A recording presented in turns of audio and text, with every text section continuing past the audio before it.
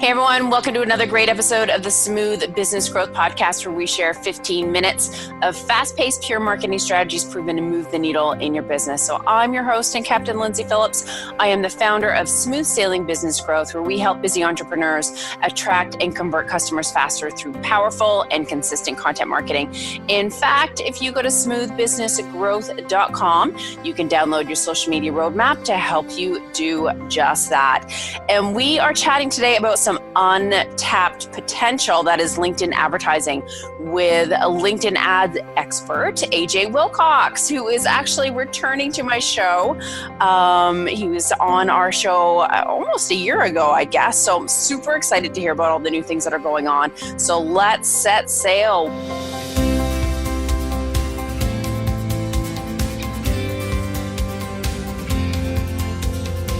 Welcome aboard, AJ.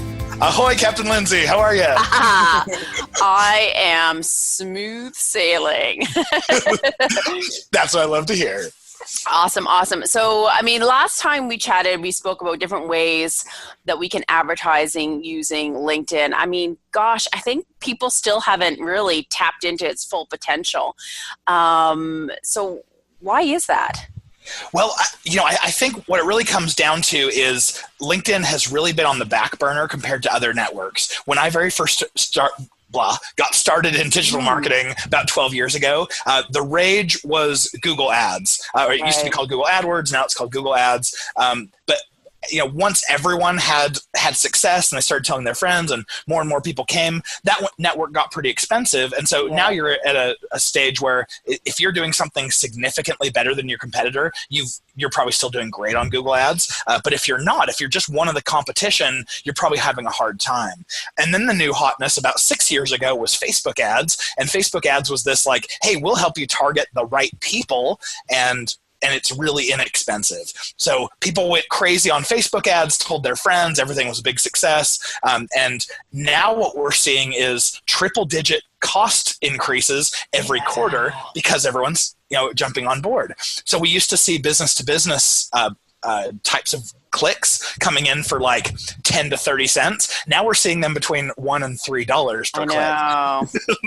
So, and LinkedIn this whole time has been pretty expensive. They didn't start super low like the other networks. It was one of those things like, hey, if you're a marketing manager and you want to test out this channel, you may look bad to your boss because if you make a mistake with expensive clicks, it's going to become an expensive mistake, and you've got to explain that away. I know. It has been pricey. Yeah, they started at $2 a click, and it's only gone up from there. And now the average is between $6 and $9 per click, which is not a giant issue if you have a big deal size or average lifetime value on the back end. So what I tell people is don't even approach LinkedIn ads unless you have a lifetime value of your client of $15,000 or more. If you're less, those $6 to $9 a click may eat away at your return on your investment. That honestly, this podcast alone is worth that tip. That is so true. So, when you were here last, we talked about the three different ways of advertising in LinkedIn. So what's changed over the past year? Well, we've actually seen some pretty amazing changes happen. I remember when I first got into LinkedIn ads about 7 years ago, I would wait years for some kind of change that they were working on. And now we have 4 and 5 major changes happening every quarter. Props to LinkedIn. They really understand that they've got some access to something special, and now they're actually investing in it. So early this year, early in 2018, we got access to video ads for the first time, which is pretty exciting. So we know if you've been advertising on YouTube or on Facebook using video ads, it's been an incredible experience. It's very inexpensive, and you can share so much more emotion and passion over video than you can by reading 5 of my white papers. So true. So that was great. When they came out, the floor pricing on them was 6 cents that you pay every time someone watches at least 3 seconds of your video. So we're seeing people right now paying between 1 to 2 cents per 3-second view on Facebook. So automatically they're 3 to 6 times more expensive than Facebook ads. So this is something that you definitely approach if you have really solid, proven video creative and a good video strategy. If you haven't, I would probably test your strategies first on Facebook before you bring them over to LinkedIn. What a great idea. So that's video ads. There's going to be a lot more coming out there in the next year, I would imagine, but we at least have access to them. We also got access to something called lead form ads or lead gen form ads. And those of you who are super familiar with Facebook ads might know lead ads. So this is where someone could convert. There's a form directly within your ad itself, so someone doesn't have to leave the Facebook experience in order to fill out a form. LinkedIn has this in the form of lead gen form ads, and they can be attached to both. If you listen to the last episode, there's two different types of ad formats. One's called sponsored content, and one's called sponsored in-mail. These lead gen form forms can be attached to both of those ad formats, which is really cool. And a little bit of a bonus that we get over Facebook, LinkedIn knows so much about you professionally, and so they'll have a button that just says like, here, fill this form out with your LinkedIn data. And so if there's a field for email address, they'll stick the email address they know for you in there. They can stick your job title, they can stick your company size, anything that the company wants, they can just have auto-filled. And then you, of course, as a user can say, oh, that's my personal email address, I'm going to put my business one in instead. But really, really fast, and it jumps conversion rates by 10 to 50%, oftentimes it, which is pretty impressive. That is impressive, actually. Yeah. So we can go into more detail on that, but I'm guessing in 15 minutes we probably need to move on to the next things. We want all the goods, AJ. Okay, cool. So that is, so that's kind of like the second add-on to the ads that we got. We also got a new ad format. So last time we talked about the three. We talked about text ads, sponsored content, and sponsored in-mail. Now we have one called dynamic ads. So they have two versions. You may have seen these if you're scrolling around on LinkedIn. You might see an ad that uses your own picture as a user. You might see something that says like, picture yourself at this company, or you plus a different brand equals great business together, something like that. This is sometimes called LinkedIn's creepiest ad format, just because it has your picture in it. And some people don't understand that that's, not personally identifying you or anything. But this is an ad format that works really well for getting more company page followers. I probably wouldn't send someone to a landing page or anything with it, just because it's going to cost more than the cost per click that you'd get from sponsored content. But this is the best ad format for saying, hey, come and follow our company page because we put out good stuff here. And then, of course, that's an investment that pays off in spades, as that target audience is now seeing your content every time you post. Yeah, I like that. I think that's probably it for all the new big things that have come out. Pretty exciting, and then they keep rolling stuff out, and I think we're going to keep seeing. I think what we'll eventually see is parity with Facebook, where Facebook is about 4 years ahead on all their technology. Oh, I'll add one more thing. Sorry, I'm feeling scattered here. LinkedIn also came out this year with carousel ads. So Facebook had this for several years now.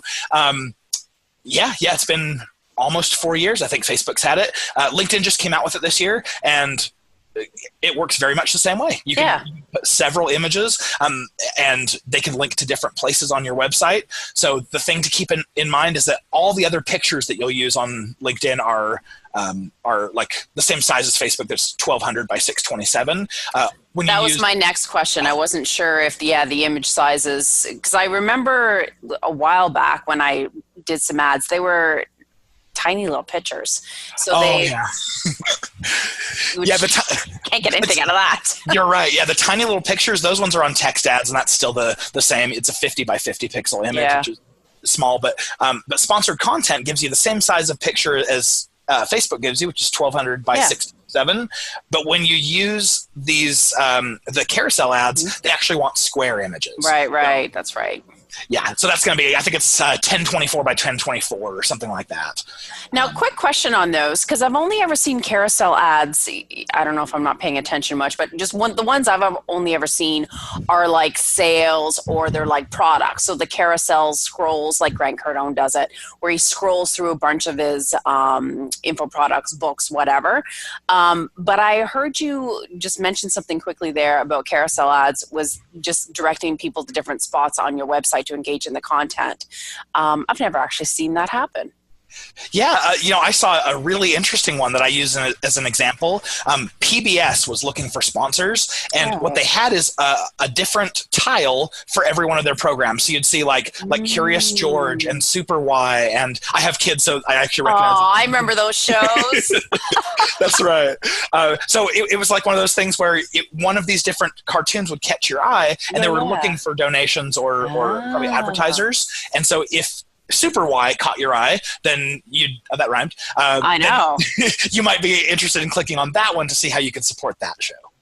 Super Y would be very impressed with that rhyme there. The Little Red Riding Hood girl, she likes the rhymes, I think. That's awesome. Now I'm going to make my kids listen to this episode. I know. I loved Super Y. I was kind of sad that my kids grew up and they stopped watching it. Oh, I know. But that's such a great idea. It's funny how your brain just like you see it one way, and that's, there are other ways of using carousel ads besides selling products. Yeah, and I'm definitely not saying that everyone should go and use carousel ads, because one of the first rules of conversion optimization that we all learn when we start getting into digital marketing is don't give people too many options. Otherwise, they'll lock up and not choose anything. When you do carousel ads, we do find on average they get higher click-through rates. So it might be worth considering. But if it's just putting more links to put more links, that may or may not be a strategy that works for you. So try out static and try out carousel. Just test back and forth and see if you can make one of them work. Absolutely. I love that. So with all these new options, it can, as an entrepreneur, feel, a little bit overwhelming. So where should we start? And do we need anything specific to get started? I loved your tip in regards to looking at your lifetime value of your customer, which is key. But yeah, any other great tips would be awesome. Well, there are so many different targeting options and so much that you can do with it. So it's really hard to succinctly tell someone here's how to get started. But one way that we've been successful is we've come out with a startup checklist. This is the same checklist that we use when we onboard a new customer, and it pretty much has everything that you'd need to know about LinkedIn ads in order to get in and get started. So you guys are all welcome to that if you go to b2linked.com/checklist. That'll give you access to it. And if you don't hit the box that says, I want someone to contact me, you'll never hear from me ever again. This is purely a freebie that I want everyone to have who wants to start advertising on LinkedIn. I love that. And I didn't even know you were going to offer that. So my question was like the perfect segue. I was going to sneak something in there. That's awesome. So out of all the different ad formats and the different upgrades that they have or different features, what in your opinion is the best type of campaign to kind of start with? So I would recommend, and this is a really good question, I'm glad you asked, I would recommend always starting with sponsored content. It's the perfect mix between cost and volume, so you can get really specific about who your audience is and pay not very much compared to the other ad formats. So start with sponsored content and start with static. Don't try video, don't try lead gen forms yet. Just try static, sending to a landing page, and then see what the results are. And if you're paying more than $6 to $9 a click, then you're probably paying too much, and there's probably room to improve there. If your conversion rate is less than about 8%, you'll probably want to take a look at either your landing page or your offer, because one of them isn't telling the story completely. You want somewhere between an 8 and a 20% conversion rate. And then the rest is really look at the data, play with it, and make improvements where you see the weakness. I love that. And do you find, because sometimes there's people that are in Instagram or people that are in Twitter, they're just different audiences. Do you find that any ads that you do in Facebook often, after you test, they do transfer well over to LinkedIn in regards to responsiveness? Yeah, so here's the deal with the audiences is that all the people who are on LinkedIn, probably the vast majority of them are also on Facebook. And then many of those are also on Instagram. So it's not like they're different people, but the way you reach them is definitely different. Okay. So LinkedIn, we can get so specific about who a person is. And on Facebook, if you can approximate that same person and get in front of the same type of people using their targeting, then yeah, you'll probably be successful showing them almost exactly the same types of offers. But if it's harder to nail the same person and you end up roping a whole bunch of people on Facebook in who are irrelevant, then you'll probably see the same stuff not working just because it's not the same type of person. Yeah, that makes sense. And so within LinkedIn, are you also able to like do retargeting? Can you make lookalike audiences? Like, is it the same in the back end, so to speak? Oh, love it. So you can do retargeting, but my recommendation is always drive the traffic from LinkedIn and then retarget them once they get to your landing page with both Facebook and Google. The reason why is because LinkedIn's targeting, well, first of all, LinkedIn's retargeting is all done with a cookie, and half of your devices are going to be iOS and, well, they'll be iOS devices like iPads and iPhones, which can't accept a cookie. So immediately half of your audience won't be targetable, whereas they will be on both Facebook and Google. And then the other thing is that retargeting is so powerful at just staying in front of people when they're around to stay top of mind. And people just don't spend as much time on LinkedIn as they do on the other networks. So drive exactly the right people from LinkedIn, then retarget them for cheaper and more effort, more what's the word I'm looking for? More pervasively with the other networks. And with lookalikes, they don't have lookalikes yet. I don't know if I'm allowed to say this, but I will anyway. They're working on lookalikes, and at some point we'll have access to them. Fair enough. Good to know. Because it's hard to know kind of, we know the drill, so to speak, of what Facebook's parameters are for the most part. But with LinkedIn, it's like, I don't know, it feels like a big mystery. Yep. I think that's absolutely accurate. Anytime that a network comes out with a new tool or a new optimization, it just like you have to test it. And we're trying to figure out right now when LinkedIn says that here's a lookalike of this audience. Can we trust them or not? Can we run a test with and without? And if it improves things, then great. We know we can trust them and their data is good. So make everything a big test.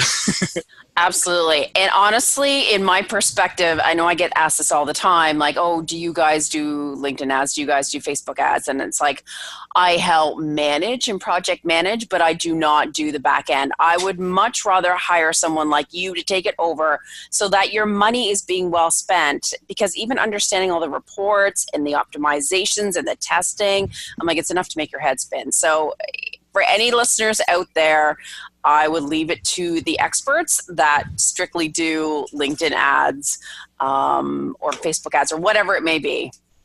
Yeah, and I have to second that. I mean, obviously, take my advice with a grain of salt because I run an agency that I make money off of these things. With something like Facebook, you can so easily find someone who stays up to date on this stuff and is always paying attention to the latest changes and the ways to push you above your competition. Whereas if you're trying to do it by yourself, you're going to miss that. Yeah. And then same thing with LinkedIn. LinkedIn's just like really expensive. So every mistake you make is an expensive mistake. So it might be worth pulling someone like us in for that. Absolutely. But I certainly wouldn't discourage someone who is a self-starter and wanted to do it by themselves, because that's the kind of guy I am. I started out doing it on my own because that's how I like to do it. So you just dove in and figured it out, and obviously learned a ton since. So so just let people know what you do and how you can help them, just so they can understand real quick. Great. So I run b2linked.com, and we're an ad agency that just does LinkedIn ads. It's our specialty, and we do it well. We offer both account management, which is probably 90% of our clients take us up on, and about 10% like us to do training, consulting, teaching, auditing. Ooh, auditing. That would be huge. Oh yeah, there's a lot of people leaving a lot on the table. So it's nice, even if you are running it yourself, get someone to give an extra or an expert look at it to make sure you're in the right position. Absolutely. Perfect. Well, that is awesome. You have packed a lot in 15 minutes, sir. Love it. Thanks. Thanks so much, Lindsay. I'm so excited to be here sailing on the great waves. Woohoo! Awesome. So this week's 15-minute cruise to move the needle in your business has come to an end. So thank you again, AJ, for your LinkedIn ads expert. You gave us so many awesome tips. You bet. Party on. Awesome. So folks, if you're looking to achieve faster growth through content marketing, whether it's videos, podcasts, or sales funnels, look no further than smoothbusinessgrowth.com. So have a profitable and productive week, folks, and may the winds always be at your back.